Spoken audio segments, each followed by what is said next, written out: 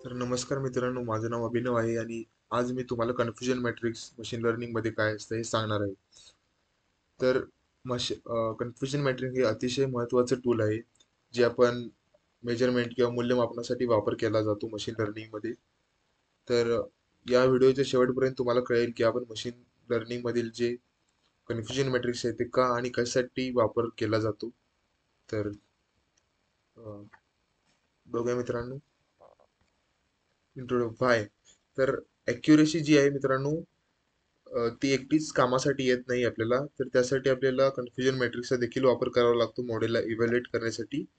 तर समजून घेऊया त्यासाठी. तर जेव्हा आपण एखादं मशीन लर्निंगचं मॉडेल बनवतो, तेव्हा त्या मॉडेलची ॲक्युरेसी टेस्ट करण्यासाठी आपल्याला जे आहे ते त्याची ॲक्युरेसी वरून आपण त्याला टेस्ट करतो, की हे मॉडेल किती बरोबर आहे, किती चुकीचं आहे, किंवा किती पर्सेंट ॲक्युरेसी देत आहे, 99, 98, 95, जे पण असेल.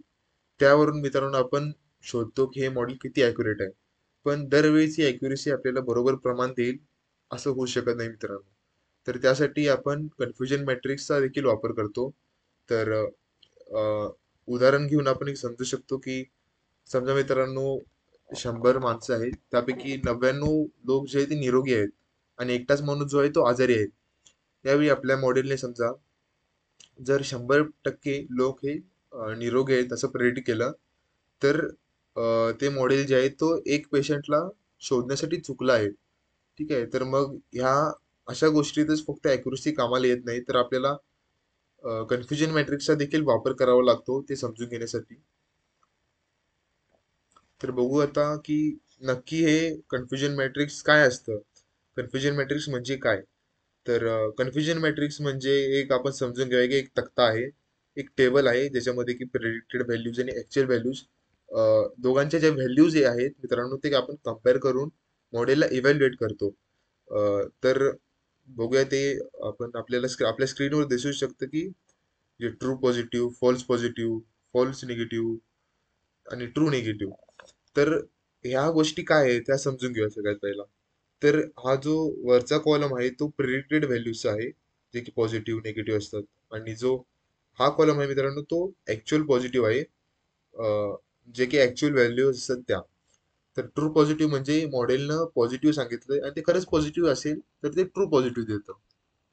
ट्रू निगेटिव्ह म्हणजे मॉडेलनं निगेटिव्ह सांगितलं आणि जर ते खरंच निगेटिव्ह देखील असेल तर ट्रू निगेटिव्ह. फॉल्स पॉझिटिव्ह म्हणजे मॉडेलने पॉझिटिव्ह सांगितलं पण ते खरं तर निगेटिव्ह होतं. तर अशा बाबतीत मित्रांनो आपण त्याला टाईप 1 एरर देखील म्हणतो. फॉल्स निगेटिव्ह म्हणजे मॉडेलने निगेटिव्ह सांगितलं पण ते पॉझिटिव्ह होतं. त्याला आपण टाईप 2 एरर देखील असं म्हणतो. तर त्याचं वर्किंग मेकॅनिझम बघू आपण, की ते नक्की काम कसं करतं. तर जसं की मी तुम्हाला सांगितलं मित्रांनो, हा एक तक्ता आहे, टेबल आहे, ज्यामध्ये की रोज आहेत, जे की ऍक्च्युअल रिझल्ट दाखवतात. कॉलम आहेत, जे की मॉडेलचे प्रिडिक्शन्स दाखवतात. आणि मित्रांनो, जे डायगोनल्स एलिमेंट जे आहेत, टीपी, टीएन, ते मित्रांनो करेक्ट व्हॅल्यूज आहेत, करेक्ट प्रिडिक्शन्स आहेत. म्हणजे ऑफ डायगोनल्स आहेत, false positive, false negative, mistakes आहेत.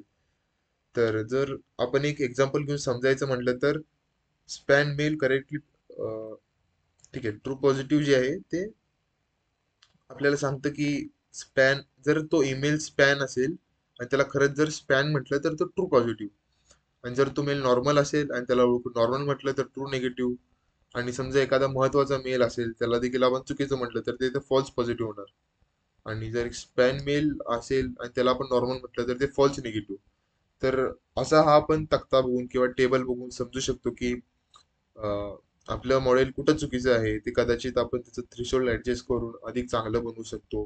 डेटा सेटवर आपण त्याला अधिक असं समजू शकतो की ते चुकीचं सांगत आहे ते. तर आता बघूया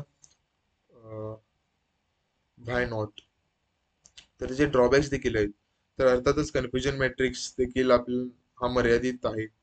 तर हा फक्त एका स्पेसिफिक थ्रेशोल्डवर परिणाम दाखवतो. पण आपण डिसिजन बाउंड्री बदलली तर हा ट्रेड ऑफ दाखवत नाही.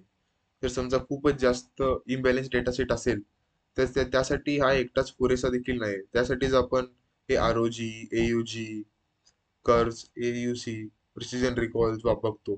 तर मल्टी क्लास प्रॉब्लेमसाठी कन्फ्युजन मॅट्रिक्स मोठा होतो आणि समजायला देखील हा खूप अवघड होऊन जातो. तरी या सगळ्या मर्यादित असूनही कन्फ्युजन मॅट्रिक्सचा क्लासिफिकेशन मॉडेल्सचे प्रिडिक्शन करण्यासाठी खूप गरजेचा टप्पा आहे असं म्हणू शकतो आपण. तर आतापर्यंत आपण जेवढं बघितलं त्याचा समरी बघू, कन्क्लुजन बघू काय आहे. तर फक्त अॅक्युरेसी कधीही आपल्याला करेक्ट इव्हॅल्युएशन देऊ शकत नाही. ते आपल्याला दिशाभूल देखील करू शकते. तर विशेषतः जर तो डेटा सेट इम्बॅलन्स असेल तर कन्फ्युजन मॅट्रिक्स आपल्याला एक मॉडेलचा रिपोर्ट दाखवतं. मॉडेलचे करेक्ट व्हॅल्यूज काय आहेत, मॉडेलचे चुकीचे व्हॅल्यूज काय आहेत ते देखील दाखवतं, दोन्ही दाखवतं. त्यामधून आपण प्रिसिजन रिकॉल, F1 स्कोअर असे भरपूर जे डिफरंट मेट्रायसेस आहेत ते काढून आपण मॉडेलची परफॉर्मन्स नीट समजू शकतो. मर्यादा असलेल्या तरीही असून मशीन लर्निंग ह्या सगळ्यात प्रभावी टूल्सपैकी एक आहे मित्रांनो. तर त्याचे ऍप्लिकेशन आपण बघू शकतो की medical diagnosis, fraud detection, spam filtering जसं की आपण बघितलं, सेंटिमेंट अनालिसिस. तर ह्या पद्धतीने कन्फ्युजन मॅट्रिक्स यूज होतो. धन्यवाद.